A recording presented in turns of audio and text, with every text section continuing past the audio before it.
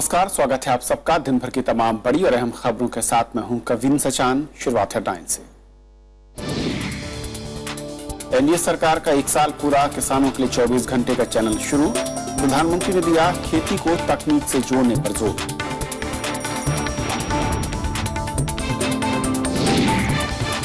विपक्षी दल सरकार के कामकाज से नाराज, कांग्रेस ने वादों से मुकरने का लगाया आरोप, कहा 1 साल में देश हुआ बदहाल।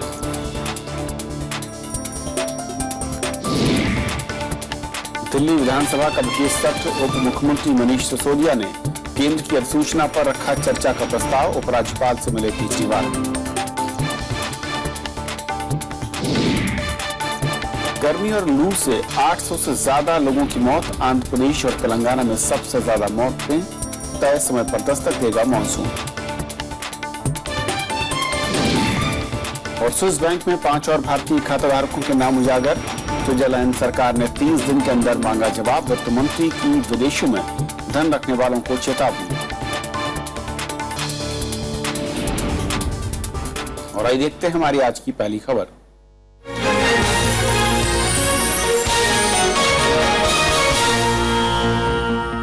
केंद्र की एनडीए सरकार को आज 1 साल पूरा हो गया और इस मौके पर बीजेपी अध्यक्ष अमित शाह से लेकर कई केंद्रीय मंत्रियों ने अलग अलग राज्यों में जाकर प्रेस कॉन्फ्रेंस की और रैलियां कर सरकार की उपलब्धियां जनता के सामने रखी। बीजेपी अध्यक्ष ने कहा कि मोदी सरकार सक्रियता से अपने वादों को पूरा करने में लगी है। बीजेपी अध्यक्ष अमित शाह ने मंगलवार को दिल्ली में पार्टी मुख्यालय पर प्रेस कॉन्फ्रेंस कर सरकार की उपलब्धियों को सामने रखा। उन्होंने कहा कि बीजेपी के मुख्य मुद्दों को लागू करने के लिए 2/3 बहुमत जरूरी है। आज भी वो कोर इश्यू को एड्रेस करने जितना बहुमत हमें नहीं मिला है।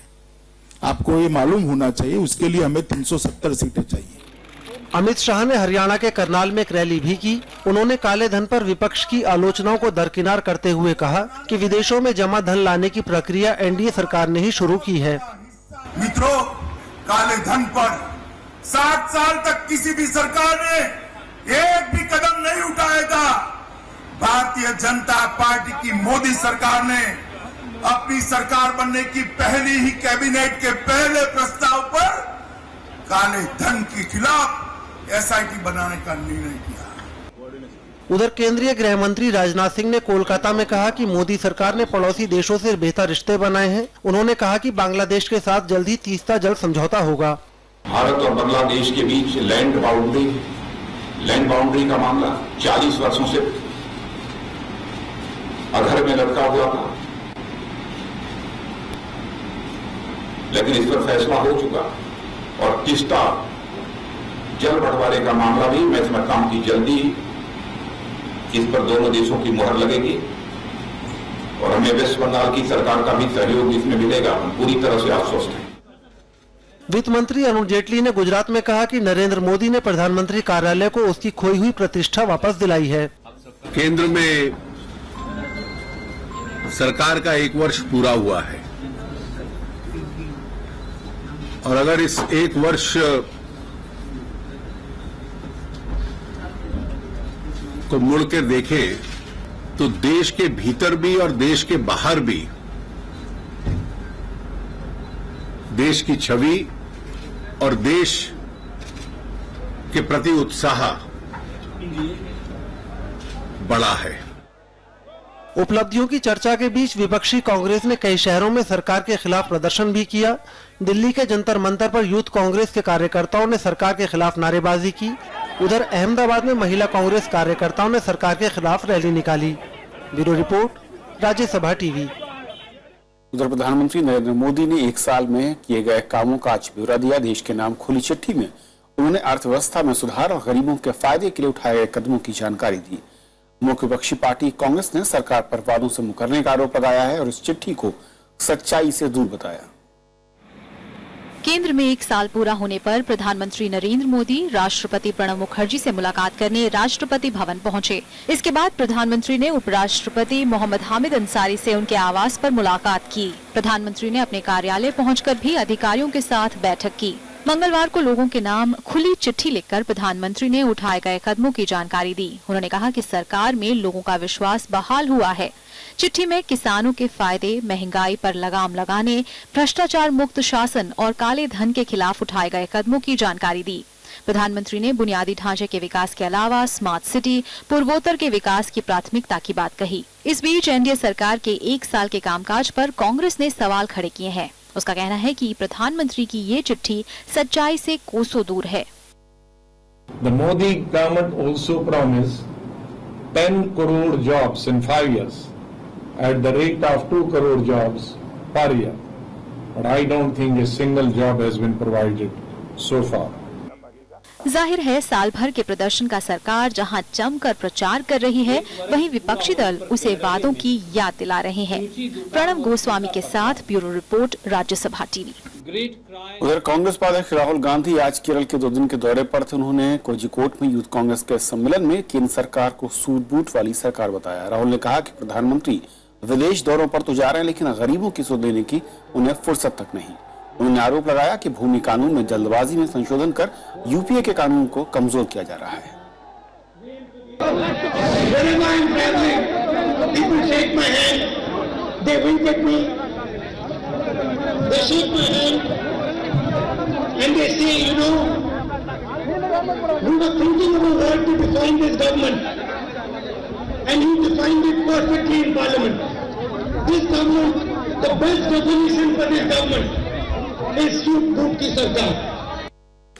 तो सरकार के 1 साल के कामकाज और विपक्ष के आरोपों पर और बातचीत करेंगे। हमारे साथ हैं वरिष्ठ पत्रकार रामकृपाल सिंह जी। रामकृपाल जी, स्वागत है आपका। सबसे पहले तो ओवरऑल मैं 1 साल की अगर तस्वीर की बात करूं मोदी सरकार की, जिस तरीके का बहुमत मिला, किस तरीके से आप देखते हैं इस परफॉर्मेंस को?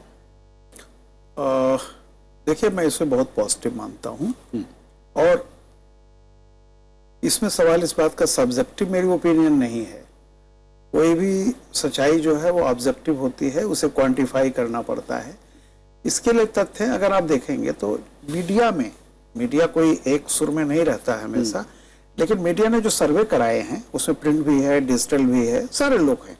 अप्रोक्सीमेटली अगर आप देखेंगे तो करीब करीब 70% का एक एवरेज आ रहा है कि लोग अभी तक संतुष्ट हैं और आगे अच्छा होगा इस बात की अभी उन्हें उम्मीद है।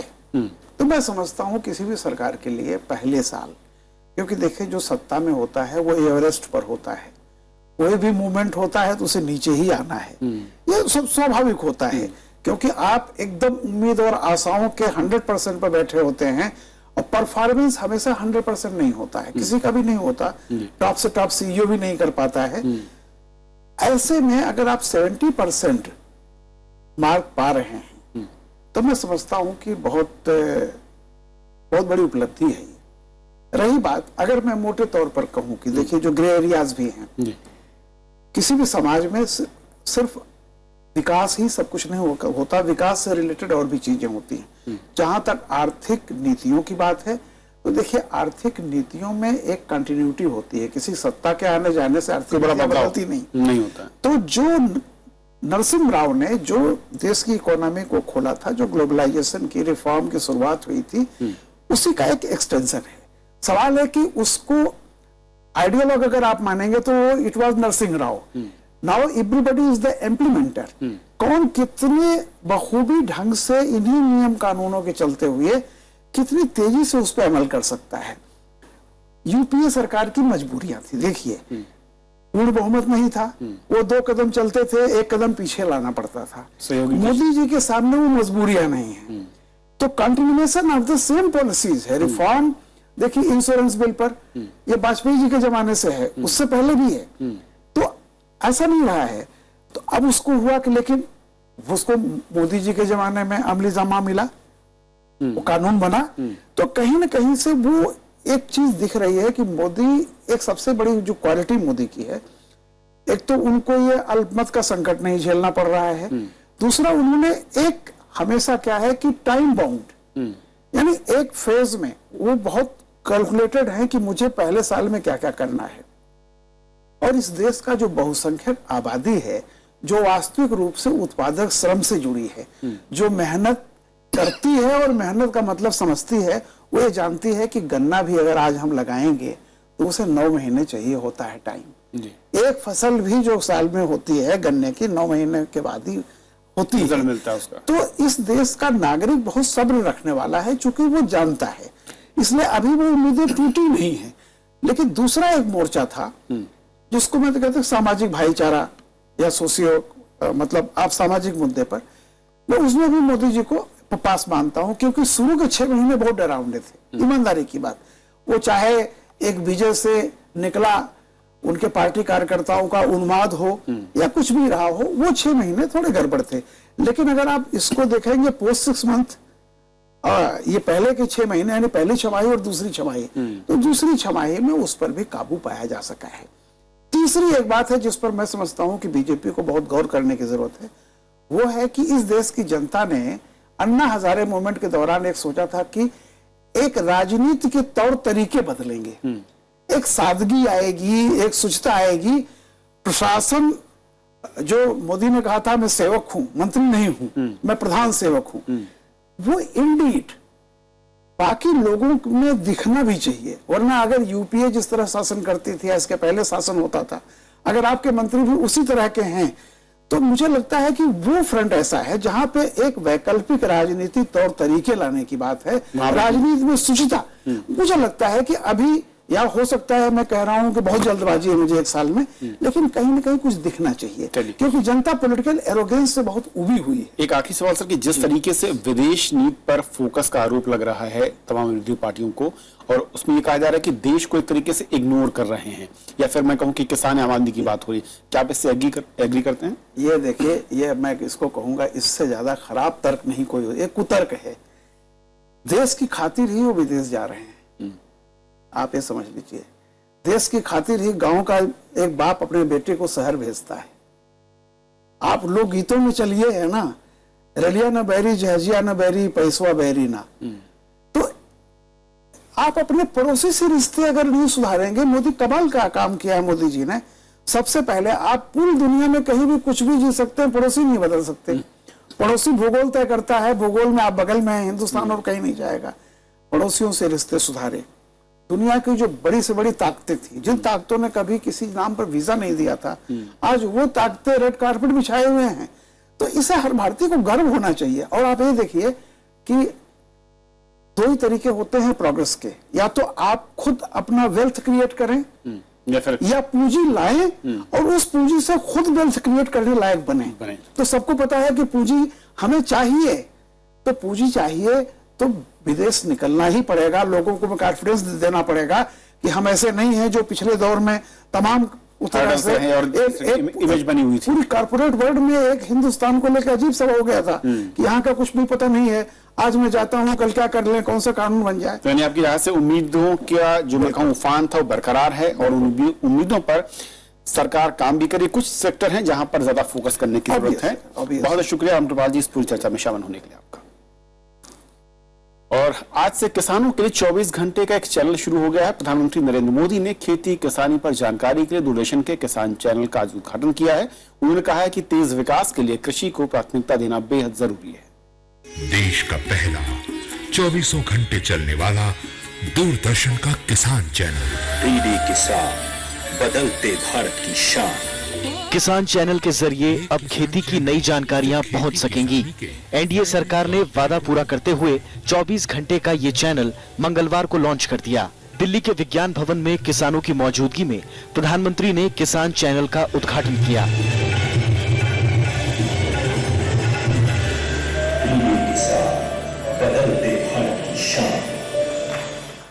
प्रधानमंत्री ने कहा कि देश को आगे ले जाने के लिए गांव की तरक्की जरूरी है। ये बात हमें मान करके चलना पड़ेगा कि हमारे देश को आगे ले जाना है तो हमारे देश के गांवों को आगे ले जाना ही पड़ेगा।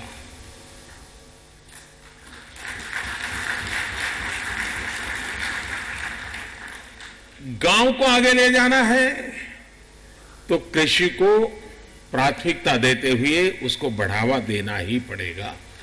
नरेंद्र मोदी ने चिंता जताई कि जनसंख्या बढ़ने के बावजूद अनाज का उत्पादन घट रहा है। इसलिए खेती को आधुनिक तकनीक से जोड़ने की जरूरत है। आज दुनिया में कृषि क्षेत्र में, टेक्नोलॉजी के क्षेत्र में बहुत काम हुआ है। हर किसान के पास ये संभव नहीं है कि दुनिया में टेक्नोलॉजी कहां है वो देखने के लिए जाए, विदेश जाए, जाकर के देख, नहीं है।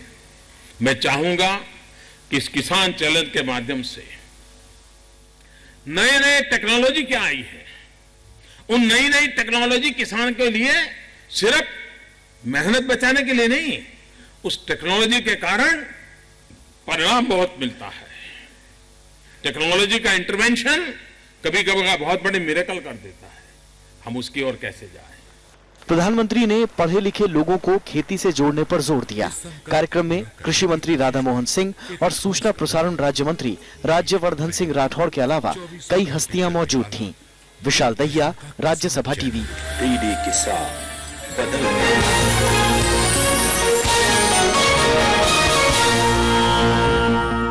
और फिलहाल एक सा ब्रेक के उस पार दिन भर की दूसरी बड़ी खबर।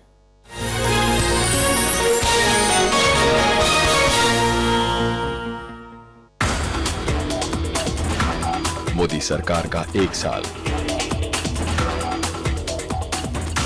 कौन से थे बड़े फैसले? क्या रही उपलब्धियां और कैसी हैं चुनौतियां? देखिए देश देशांतर, मोदी सरकार का 1 साल, आज रात 8:30 पर।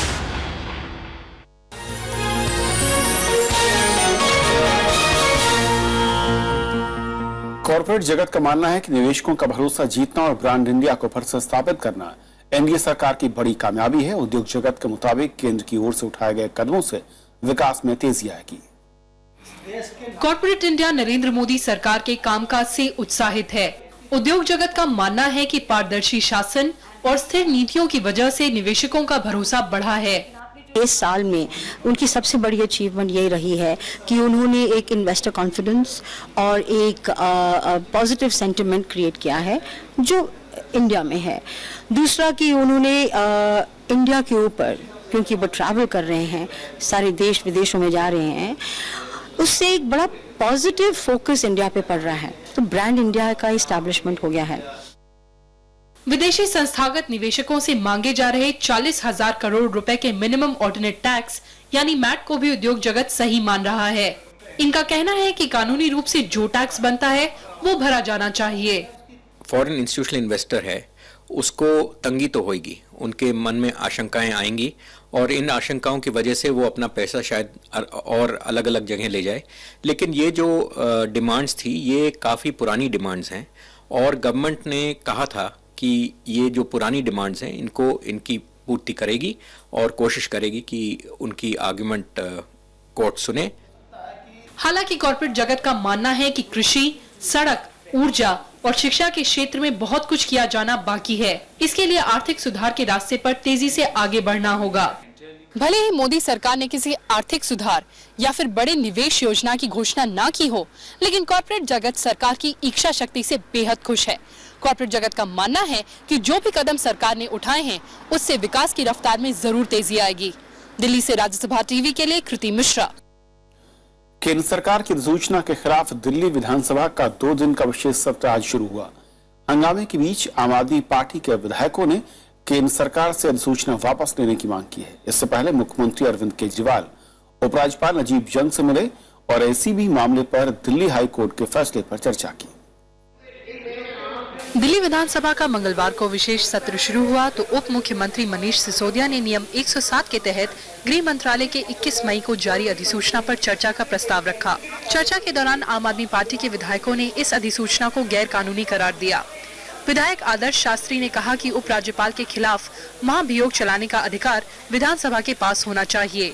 मैंने ये मांग की है कि ये असेंबली ये रेजोल्यूशन पास करे कि पार्लियामेंट को ये बोला जाए कि कॉन्स्टिट्यूशन के सेक्शन 155, 156 को अमेंड किया जाए, जिससे कि हर स्टेट लेजिस्लेचर में पावर हो कि गवर्नर के बीच किया जाए, जिससे कि दिल्ली विधानसभा के तहत जरूरत पड़ने पे लेफ्टिनेंट गवर्नर को इम्पीच करने की प्रोसीडिंग की जा सके। चर्चा के दौरान उपराज्यपाल नजीब जंग के खिलाफ आम आदमी पार्टी की विधायक अलका लांबा की टिप्पणी का विपक्षी पार्टी बीजेपी ने विरोध किया, जिसके बाद पार्टी के विधायक ओम प्रकाश शर्मा को मार्शलों की मदद से सदन से बाहर कर दिया गया।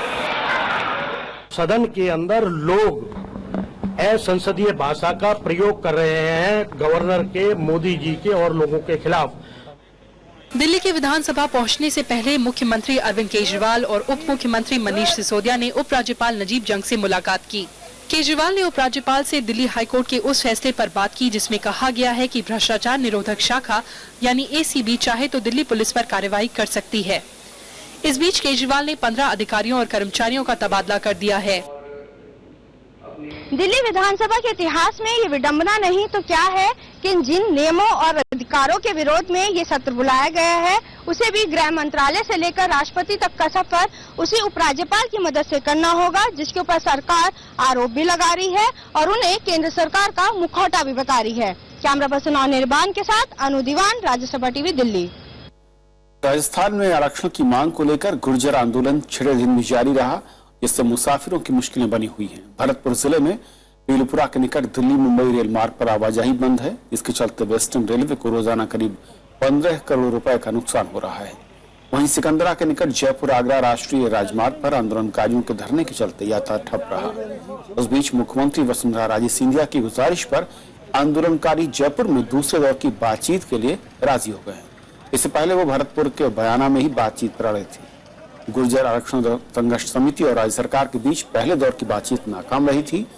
गुर्जर समुदाय सरकारी नौकरियों में 5% के रिजर्वेशन की मांग कर रहा है।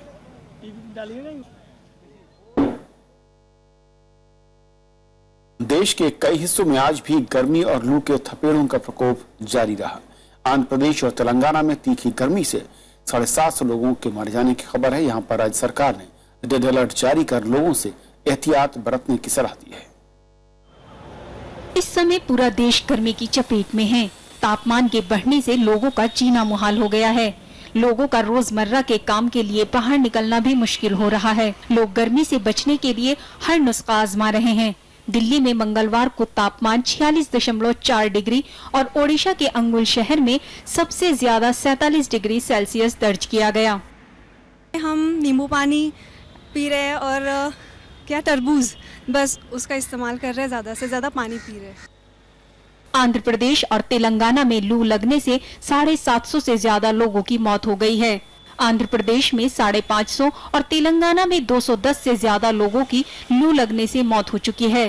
हालांकि अगले 2 दिनों में तापमान में गिरावट हो सकती है। Today, marginally there will be higher temperatures up to 45 degrees or so, and then gradually they will be reducing. Maybe by tomorrow, some thunderstorm activities would start in Telangana area.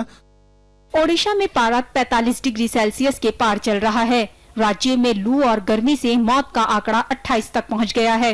We have received information about death of 28 persons in the state due to heat wave. Those are under inquiry. In 8 cases, final reports have come from the collectors. मौसम विभाग के मुताबिक अगले 36 घंटों के दौरान ओडिशा, झारखंड और आंध्र प्रदेश में हीट वेव का खतरा सबसे ज्यादा रहेगा। वहीं दिल्ली, राजस्थान, उत्तर प्रदेश और महाराष्ट्र में भी लू का प्रकोप जारी रहने का अनुमान है। लेकिन राहत की खबर है कि मानसून 31 को केरल तट पर पहुंच जाएगा। Bureau report, Rajya Sabha TV. Swiss बैंकों में खाता रखने वाले विदेशी नागरिकों में अब तक 7 भारतीयों के नाम सार्वजनिक हुए हैं। इनमें उद्योगपति यश बिरला, गुरजीत सिंह कोचर और ऋतिका शर्मा शामिल हैं। स्विट्जरलैंड सरकार की ओर से जारी नामों में पूंजी स्कीम चलाने वाले सैयद मोहम्मद मसूद और कौसर मोहम्मद मसूद शामिल हैं। सोमवार को भी 2 भारतीय महिलाओं स्नेहलता साहनी और संगीता साहनी के नाम सार्वजनिक हुए थे। स्विस फेडरल टैक्स एडमिनिस्ट्रेशन यानी FTA ने सूची में उन्हीं लोगों के नाम दिए हैं जिनके खिलाफ उनके देशों में जांच चल रही है। इन्हें 30 दिन के अंदर फेडरल कोर्ट में अपील करनी होगी और ऐसा न करने पर भारतीय एजेंसियों से इनकी जानकारियां साझा की जा सकती हैं। अब तक 40 खाताधारकों को नोटिस भेजे गए हैं। चीन के हेनान प्रांत में बुजुर्गों के एक निजी रेस्ट होम में आग से 38 लोगों की मौत हो गई, जबकि 6 लोग घायल हो गए। लुसान शहर में इस रेस्ट होम में कल रात आग लगी। यहाँ 51 बुजुर्ग थे। आग लगने की वजहों का पता नहीं चल सका है। आग इतनी भयावह थी कि कुछ शव पहचान के लायक भी नहीं थे। चीन की आबादी तेजी से उम्र दराज हो रही है और एक अनुमान के मुताबिक 2030 तक चीन में हर 4 में से 1 शख्स 60 साल से अधिक उम्र का होगा। तो खबरों के आज के सफर में इतना ही, लेकिन जाते जाते छोड़ जाते हैं देश और दुनिया की कुछ और बड़ी खबरों के साथ। नमस्कार। रक्षा मंत्री मनोहर पार्रिकर ने स्वीडिश कंपनी की बोफोर्स की तारीफ करते हुए कहा कि बोफोर्स की तोपें अच्छी हैं, लेकिन उन्होंने राष्ट्रपति प्रणब मुखर्जी के उस बयान पर कुछ भी कहने से मना कर दिया जिसमें राष्ट्रपति ने बोफोर्स घोटाले को मीडिया ट्रायल करार दिया था। बिहार के गया जिले में जेडीयू नेता के घर में पार्सल बम फटने से एक व्यक्ति की मौत हो गई और एक व्यक्ति घायल हो गया। पुलिस के मुताबिक मृतक जेडीयू की ग्रामीण शाखा के अध्यक्ष अभय खुशवाहा के भाई हैं। आशंका जताई जा रही है कि इसमें नक्सलियों का भी हाथ हो सकता है। पश्चिम बंगाल के मालदा रेलवे स्टेशन पर आरपीएफ जवानों की बदसलूकी से नाराज होकरों ने पीट कर एक जवान की हत्या कर दी। हालात पर काबू पाने के लिए आरपीएफ ने 13 राउंड फायरिंग भी की। 2 लोगों के खिलाफ मामला दर्ज किया गया है। मुंबई हाई कोर्ट ने अभिनेता सलमान खान को दुबई जाने की इजाजत दे दी है। वे दुबई में एक अवार्ड शो के लिए वहां जाना चाहते हैं। 2002 के हिट एंड रन मामले में मुंबई हाई कोर्ट ने 8 मई को सलमान को जमानत दे दी थी, लेकिन बिना इजाजत देश के बाहर नहीं जाने का आदेश दिया था।